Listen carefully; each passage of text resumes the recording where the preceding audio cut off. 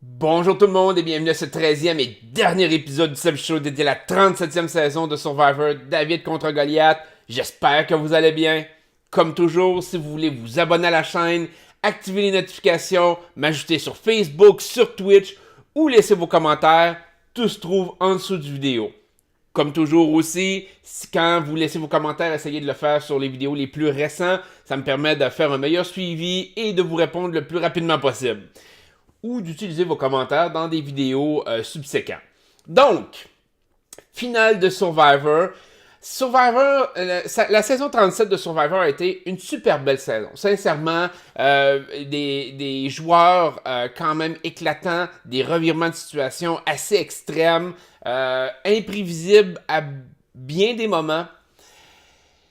Mais une finale un peu fade. J'ai trouvé que la finale, premièrement, bon, la victoire de Nick était prévisible. Depuis le premier épisode, je vous disais qu'il y avait l'écriteau gagnant sur lui. Ou en tout cas, on l'a vu très tôt dans le jeu que c'était lui qui avait le plus de chances de remporter la victoire. J'aurais aimé être surpris. J'aurais aimé vivre un peu justement l'émotion que, même si c'est arrivé très rarement dans l'histoire de Survivor, mais avoir le sentiment de faire comme, ouh, je m'attendais pas à voir cette personne-là gagner. Je vous parlais un peu l'autre jour de Todd qui avait gagné par-dessus Amanda, que tout le monde était certain qu'Amanda allait remporter Survivor China. Ça n'avait pas été le cas. Euh, C'était prévisible. Le problème est que au début, c'était une fin qui me faisait plaisir. Je vous dirais que jusqu'aux 3 quarts du jeu, à peu près, c'était une fin qui, en mon sens, faisait du sens. Je trouvais que Nick avait joué un très bon jeu jusque-là, avait des bonnes alliances. Ça s'est dégradé après, et je trouve que sa victoire est comme décevante dans le contexte qu'il y a eu une mauvaise fin de jeu. Il y a d'ailleurs eu une question par rapport à sa fin de jeu du juré. Par contre, ce que je vais donner à Nick est le fait qu'il a su très bien répondre au juré. Ses réponses étaient intelligentes, étaient posées. Il n'était pas nécessairement à défendre totalement ses points. Je trouve qu'il a été faible sur certaines réponses, mais globalement, il a été beaucoup plus fort qu'Angelina et que Mike. Rendu en finale, Mike a été, je pense, celui qui a donné le speech le moins pertinent je pourrais dire du côté jeu. Mike est venu chercher émotionnellement les autres. Je pense que Mike a gagné des points émotionnellement, mais il n'a pas été capable de démontrer, ou du moins il ne l'a pas fait, volontairement ou involontairement. Il n'a pas été capable de démontrer qu'il avait été un meilleur joueur. Et pourtant, Mike avait le potentiel. Je veux dire, quand on compare Mike à Nick, rendu à la fin, on regarde vraiment le jeu en tant que tel. Au complet, l'image, le big picture, on pourrait dire. Euh, Mike avait contrôlé le vote dans la majorité des cas. Mike a jamais été pris vraiment au dépourvu, dans le sens que au-delà des gros blindsides que les David avaient fait avec les idoles et autres, Mike a toujours été en position de pouvoir changer la donne. Il a toujours été dans la prise de décision importante. Il a contrôlé même le vote. Il a twisté les votes. On pense à l'élimination de Christian, entre autres, à son avantage, pour voir la personne qu'il voulait voir éliminée. Et Mike n'a pas été capable de faire valoir ce point-là. Où était Mike pour dire qu'il avait orchestré l'élimination de Christian, qu'il avait orchestré l'élimination de Davey? Où était Mike quand il aurait pu parler des éliminations pre-merge, quand il a réussi à sortir Nathalie? Mike n'a pas emmené ses réussites stratégiques, il n'a pas réussi à emmener le fait que, dans le fond, à plusieurs occasions, les gens ont été blindsidés à cause de lui. Non, il a parlé émotionnellement et je pense que c'était bon de parler émotionnellement. Je pense que les émotions de Mike ont très bien passé par rapport au juré. Mais avec l'aspect émotionnel, il aurait dû emmener l'aspect stratégique. Et je pense qu'en emmenant l'aspect stratégique, Mike avait le dessus sur Nick. Mike se défendait le côté physique, de dire, ben, j'étais la personne la plus âgée. Je pense que c'est une défense qui se tient quand même, malgré tout, dans le contexte. Il avait quand même réussi à gagner une immunité. Il a quand même été le plus, je pourrais dire, le plus apprécié. Alors que Nick, à la fin de son jeu, a été blindsidé très souvent, mais dans des situations où que même ses propres alliés, je pense à Gabi et Christian, l'ont laissé complètement dans dans l'obscurité la plus totale. Nick a perdu patience, a paranoïé beaucoup sur certaines choses, et sincèrement, je pense que Nick aurait été éliminé s'il n'y avait pas eu les immunités autour de son cou, ce que probablement Mike aurait peut-être pas subi. Dans le contexte où ce que Mike jouait beaucoup mieux sa game stratégique que Nick. Nick, son nom est revenu souvent sur le tapis à être éliminé. Ses alliés ont voulu le sortir. On pense à Davey qui a pensé à le sortir. Mike a voulu le sortir rendu vers la fin. Au début, Nick était une des personnes que le monde voulait sortir au premier épisode. Après ça, il a été capable de rétablir son jeu, mais on dirait que les lacunes de son jeu sont revenues à la fin. Tandis que Mike a été constant. Sa stratégie a toujours été bonne. Son nom est arrivé sur l'élimination vraiment rendu dans les 5 derniers. Puis rendu dans les 5 derniers, ben tu te dis... Ouais, ben rendu dans les 5 derniers, j'avoue que tu peux plus vraiment te cacher nulle part. Donc, je pense que Mike aurait eu avantage à emmener cet aspect stratégique-là, à emmener le fait que justement les gens, il a été toujours capable de se faufiler, il a contrôlé le vote, il a pratiquement jamais été vraiment blindsidé, à part vraiment quand il y a eu des idoles utilisées qu'il n'a pas vu venir. Malgré tout, dans ces situations-là, on pense à l'élimination de genre, il avait approché le fait de faire une alliance avec Christian, avec Nick, avec Gabi.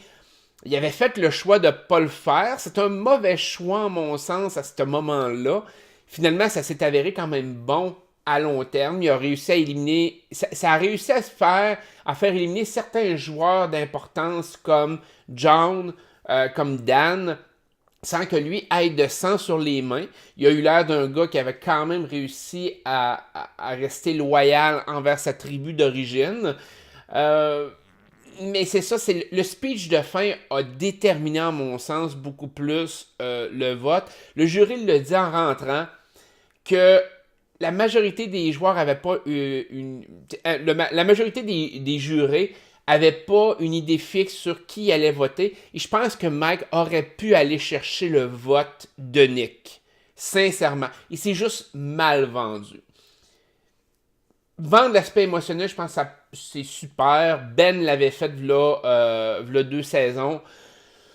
Mais il faut que tu amènes quand même un aspect de plus. Il faut que tu essaies de te vendre un peu plus, de dire j'ai joué la game, j'ai réussi à causer des choses. On l'a vu, Davey est arrivé et quand il s'est fait éliminer, il a dit je vais voter pour celui qui a orchestré mon élimination.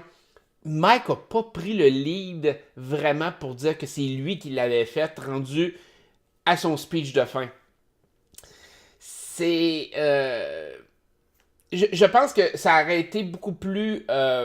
facile pour Mike lors de cette finale-là s'il avait emmené cet aspect stratégique-là. Je pense qu'on aurait peut-être eu une finale différente, soit un vote plus serré, un vote comme on a eu la saison passée, 5-5. Je pense que Mike aurait pu gagner 6-4. Je pense qu'à 6-4, Mike faisait le plein de votes, mais ça restait quand même qu'il gagnait. Nick, sa fin de jeu, il a réussi à passer par-dessus sa fin de jeu exécrable avec son speech qui a été extraordinaire. Sincèrement, Nick a livré la marchandise lors des questions du jury. Fait que de ce côté-là, ça a quand même été intéressant.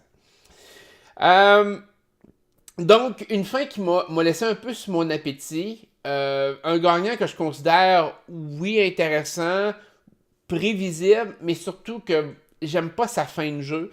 Ça me faisait penser un peu à Russell Hantz dans Heroes contre Villains, quand Russell Hantz avait dominé le pre-merge complètement. Il a réussi à faire ce qu'il voulait de sa tribu. Il a, il a dominé sur tous les aspects. Puis quand il est arrivé le merge, là, finalement, il a perdu le contrôle de la game. Et il n'a jamais été capable vraiment de la récupérer. Il s'est rendu à la fin par défaut, ou presque. Nick m'a fait un peu cette impression-là en gagnant trois immunités, ce qui est impressionnant d'une certaine façon. Il a gagné 3 immunités, il méritait l'appréciation de ça, de dire, écoute, oui, j'ai dominé beaucoup plus physiquement, mais s'il n'avait pas gagné ces immunités-là, c'est sûr qu'il se faisait éliminer. Puis il s'est fait blindsider souvent. Après ça, pour la finale, ben, on a vu Davey, l'élimination de Davey. Je me disais, Crime Davey pourrait être un gagnant qui serait le fun à voir quand même, par rapport à ce qu'il faisait, par rapport à tous les moves qu'il avait tentés. Je pense que de ne pas avoir risqué Nick dans le contexte de Christian aurait été peut-être... Ça n'aurait pas rien changé parce que Nick aurait joué son idole. Mais Davey avait peut-être un peu plus de marge de manœuvre à ce moment-là. Si ça n'avait pas été justement de Mike qui avait été tout dire à Nick. Encore là, Mike n'a pas pris le crédit de tout ça, pas en tout. En tout cas, je comprends pas vraiment le speech de Mike rendu à la fin. Là. Ça a été une déception parce que Mike aurait pu se vendre tellement bien. Mais bref, Davey, super de bon joueur. Sincèrement, il a risqué. Utiliser son idole sur Christian, ça a été épique. Davey, je considère qu'il mérite un All-Star. Il mérite de revenir. Même chose pour Christian. Christian, décevant quand même. Quand on regarde en rétrospective son jeu, ça a été plus faible que certains autres joueurs. Mais les gens l'appréciaient beaucoup. Il y avait une personnalité qui était hors norme pour un jeu comme Survivor. Christian mérite un All-Star. Mais c'est ironique que dans le fond, les gens qui ont eu le plus d'impact sur sa game, ça a été les gens qui il avait le plus confiance, c'est-à-dire Gabi et Nick. Gabi a eu de l'influence sur lui tellement qu'il en a été un peu aveuglé pour l'élimination de Carl. Ça a été un très mauvais move stratégique. Ensuite de ça, Gabi a essayé d'aller contre lui, a miné son jeu complètement, a fait perdre les votes par rapport, je pourrais dire au minimum à la supériorité des nombres que les David avaient à ce moment-là avec Carl. Là, c'était l'égalité. L'élimination de Gabi a fait en sorte que les David se sont trouvés minoritaires. Le fait après ça que Christian avait plus vraiment de place pour se cacher. Ses alliés étaient contre lui, du moins Nick était contre lui, Gabi était contre lui. Ça a été un mauvais jeu de Christian, ça a été mal réfléchi. Ça, j'ai été déçu sur cette fin de jeu-là. Au début, il était très stratégique, très intelligent dans les gestes qu'il posait. Rendu à la fin, on dirait qu'il l'a échappé complètement, un peu comme Nick. On dirait que le fin de jeu a été beaucoup plus exécrable. Malgré tout, Christian mérite de revenir. Je pourrais dire que Mike pourrait avoir une chance de revenir aussi, mais je considère que Mike a eu sa chance de gagner et il l'a pas pris. Et même s'il a fait un bon jeu, il a pas fait un jeu éclatant. Il n'a pas été un personnage non plus hors norme comme Christian. Il n'a pas tant tenté, il a contrôlé en arrière-scène le jeu, mais il n'a pas fait de move comme Davey a pu le faire. Donc, est-ce que ça vaut vraiment la peine d'un star ou d'un héros contre vilain? Je penserais pas. Je pense que ça se concentre beaucoup plus autour de Christian, Davey, peut-être Angelina. Ça se résume pas mal à ça. Ensuite de ça, qu'est-ce que j'avais marqué comme note? En fait, comment je pourrais dire ça? Donc, j'ai l'impression que parce que la finale, l'élimination d'Allison, c'était extrêmement prévisible. Cara, la même chose. Angelina, le fait que, dans le fond, tout le monde voulait la garder pour la fin parce que tout le monde savait qu'elle pouvait gagner. Je pense qu'encore là, elle avait une possibilité. Je pense qu'elle avait la même possibilité que Clay dans Survivor 5 Thaïlande, où ce que Clay aurait dû arriver à dire que c'était stratégique d'être détesté. Clay a pas fait ce move-là, puis il manquait juste un vote pour gagner. Je pense que Clay aurait pu gagner par-dessus Brian dans Survivor Thailand. Angelina, c'est la même chose pour aller chercher des votes, aller gruger des votes, peut-être gagner. Elle aurait pu dire tout ce que j'ai fait pour me faire détester, mon côté égoïste, mon côté centré sur moi-même, c'était expressément pour attirer la pitié, pour que les gens me détestent, pour que les gens me traînent, et c'était tout stratégique parce que depuis le début, je contrôle le vote. On a vu quand même que le jury était à l'écoute de ce qu'elle avait à dire, sauf que ce qu'elle avait à dire était vide, rendu au jury. Je pense qu'elle aurait pu twister ça, du moins pour créer un doute dans la tête du jury. Est-ce que ça aurait marché? J'en doute, parce qu'il y avait trop d'accumulation. Mais ça aurait pu être un point qui aurait pu être défendu un peu mieux. Malgré tout, elle a l'air quand même de bien prendre l'image qu'elle a projetée. Au contraire de Nathalie, qui, elle, comprend pas pantoute. Elle considère que la production a monté le show contre elle. Mais c'est parce que, d'une certaine façon, Nathalie, ça l'a été... La production peut pas inventer des images. Nathalie qui dit « Oh non, on m'a mal montré, puis c'était pas ma vraie personnalité. » C'est comme Angelina, tu sais. Tu peux pas inventer ce que la personne fait. C'est plate, mais c'est comme ça. Puis dans le cas de Nathalie, ça a été drôle parce que tous les joueurs étaient d'accord avec le fait qu'elle était comme ça. Fait que ça a été un moment un petit peu cocasse de ce côté-là. Donc, une superbe de bonne saison, une finale un peu plus, mais quand même, ça a été intéressant. J'ai hâte de voir la prochaine saison. La prochaine saison, il y a déjà énormément de critiques par rapport à donc The Edge of Extension. Ouais, en tout cas, bref. Aujourd'hui, il me semble que mon anglais, il est pas bon. Il est peut-être pas bon en temps normal, mais aujourd'hui, il est vraiment pas. Fait que ça va être une saison que les twists ont l'air vraiment merdiques dans cette saison-là. Les premières rumeurs qui ont sorti par rapport à cette saison-là, les twists ont vraiment pas l'air bonnes. Ramener 4 joueurs comme chef d'équipe ou peu importe comment ils vont les embarquer, je trouve ça aussi médiocre. On est presque rendu à la 40e saison. Si tu veux vraiment avoir des joueurs de qualité, attends d'avoir un Heroes contre vilain ou un All-Star ou peu importe comment tu ferais ça. Mais pas ramener 4 joueurs comme on l'a vécu avec Jonathan Penner et Mike Scoppen. Je trouve que ça donne pas des saisons de qualité, sincèrement. Ça donne des saisons de... Ouais, ok, c'est des anciens avec des nouveaux, puis les nouveaux sont majoritaires. Est-ce que les anciens qui sont bien respectés ou bien aimés des nouveaux vont survivre? Est-ce qu'ils vont être la cible direct en partant, puis ils vont se faire éliminer tout de suite au début?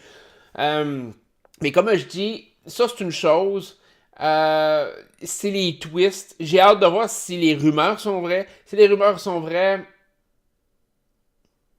pas sûr qu'on va avoir une bonne 38e saison. Mais je vais sûrement vous l'analyser après le temps des fêtes dès qu'elle va commencer. Donc, sur ce, est-ce que j'avais autre chose à dire sur la saison? Je pense que non. Je pense qu'on a rappé pas mal toute l'information. Ça a été, comme je vous disais tantôt, ça a été une bonne saison, une super de bonne saison. Une finale un peu décevante, mais c'est souvent ça avec une bonne saison. On n'a pas nécessairement les gagnants qu'on souhaiterait ou les gagnants les plus satisfaisants. À un moment donné, les revirements de situation, les blindsides, c'est le fun, mais souvent ça élimine des joueurs d'importance. Et c'est les joueurs d'importance qu'on veut souvent voir gagner à la fin. Donc, je vais vous laisser là-dessus. Prenez soin de vous autres et on se retrouve. Il nous reste une vidéo à faire avant que je commence mes questions-réponses. Et ça va être celui sur Occupation Double. Donc, on va se retrouver aux prochaines vidéos sur Occupation Double Prenez soin de vous autres. Une excellente journée. Bye bye.